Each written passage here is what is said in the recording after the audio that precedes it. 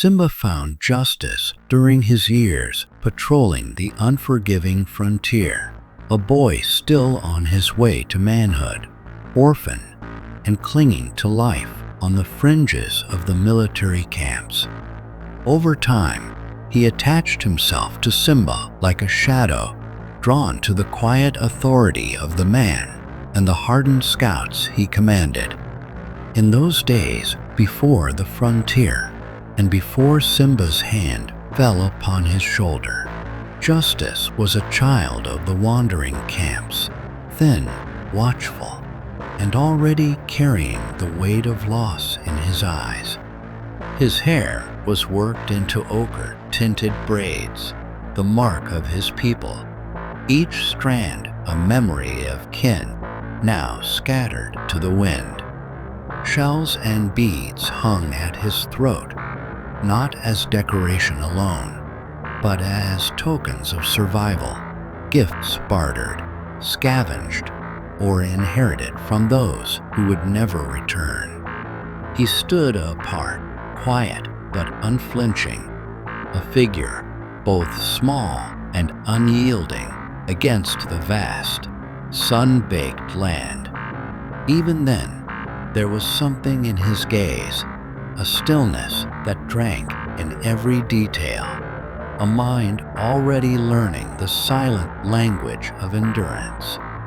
The camp moved, always moved, yet the boy remained in himself like a rooted stone. Fate pushed him out to the ragged edge of the frontier, where grit stung the eyes, and the army held a thin, uneasy line against the lawless wild.